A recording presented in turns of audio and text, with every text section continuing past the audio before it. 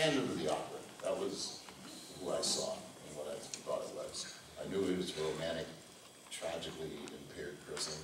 And Virginia Madsen and I did a lot of ballroom dancing classes, sort of get this sort of period of eroticism together. Did horseback riding, did fencing. We wanted to have that elegance with the character. And the fact, and a lot of people forget this, but Candyman was an artist first. He was a painter. And the only thing that prevented him from being a painter was racism at the turn of the century, because he fell in love with someone that he wasn't supposed to be in love with. That's the story. And there were scenes that were taken away from the original film that haven't been released yet. It's about 10 minutes that the studio got nervous about. Hello? Is that Warner Brothers or? What are you saying about our secrets? Movies rule. Tell me with the new Blu-ray. Yeah. Good. Anyone else? Yes, go ahead. Yeah. Do you have any types of characters and stuff that just speak to you when you get a script? You just like there are certain types of characters that you prefer to play, or like you have a favorite style of character to do, like a good guy versus a bad guy, or a badass versus like a soft at heart type of guy. I look for story. I mean, I gotta give you a shameless plug. I did a film called Sushi Girl a year ago. We done a debut at the Fantastic Con in Montreal about 6 weeks ago. Went over, people lined up around the block. We had 800 people. We sold out. We stopped selling tickets. We got Jamie Duvall. We got Andy McKenzie. We got Danny Trejo. We got Michael Bean. We got Mark Hamill. We got Andy McKenzie. It's a gangster film. Sushi Girl refers to the practices of tradition in Japanese culture of discussing gangster business so the naked woman covered of sushi. So the movie's got a theatrical release. It's been picked up at Phase 4. I'm the executive producer of it, so it's something very close to my heart. It's theatrical, VOD, but Toronto After Dark is going to be screening it here in Toronto in October. So look out for that. Go see it. Pass the word. It's one of the best roles I've ever had.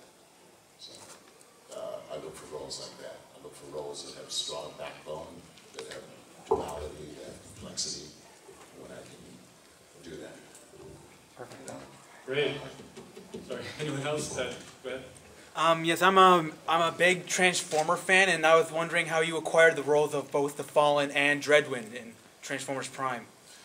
One job always leads to another. You just don't know when it's going to happen. I did, 95, I did The Rock for Michael Bay, and that went on to be a success. And it took him 10 years. He called me out of the blue. He says, I got a job for you. I said, okay. He said, let's play a robot. I said, all right. I said, am I going to be on camera? He said, no, well, the robot is. Don't play about you. I said, what kind of robot is he? He says, he just hates everybody. He hates the world. He's just he's going to fuck everything. I said, fucking everybody? Really? One at a time or collectively? Next thing you know, we had 10 sessions. Michael Bay is as crazy as his movies, okay? Quote me. The film, I remember when I went in to see his genius, self-professed genius thing with the computer bay, and I'm seeing these new, you know, I don't know what I'm looking at. He says, yeah, look at this, and then we're going to crush down, we're going to destroy Earth, and then you're going to reach for the sun. I said, okay, great. 10 years, I mean, 10 sessions it took to get that character in the bank. And then Dreadwing, which is on Transformers Prime, which is on the Hub channel, that came about because Orsi and Kurtzman, who wrote The Fallen, were producing that, and they just kind of segued into that. So I got 2 action figures for one. My one from Transformers is in my bathroom, actually. I have there. It just reminds me of text me. Besides Candyman, who would be your favorite horror character?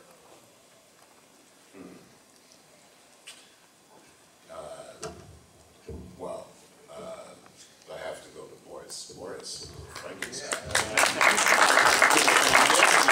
Someone that was able to nail both the menacing and the humor and the sympathy all at once. I just changed agents 3 days ago, and when I had my meeting with them, they had a picture of Boris. It was off camera. This is a great picture. You should look for it if you can. But he's sitting in the director's chair. He's in full makeup, and he's reading some newspaper, very erudite. He's holding a teacup. Seriously, and he hated that role because he was a Shakespearean actor. He hated it, and they said, "Just do it. You should the right shoes. We'll do something about the stitching. Don't worry about it." And, you know, and it's probably the most iconic, you know, horror character ever. Well, maybe Dracula's. It's right up there, though. Well, second, but Boris was definitive. You know, the creature. It's awesome. So, but he was able to transcend that too. It didn't bother him. He was able to shake it. Sometimes people don't realize that we are not the character. You know, there's a part of us that is the character. We are not the character. Cool. The very back there, yeah. That's how we can stay sane. What was it like working on the X-Files? I love the X-Files. It was, I think I did the 2nd season, so it was fresh, it was new, people were speaking to each other. It was fun.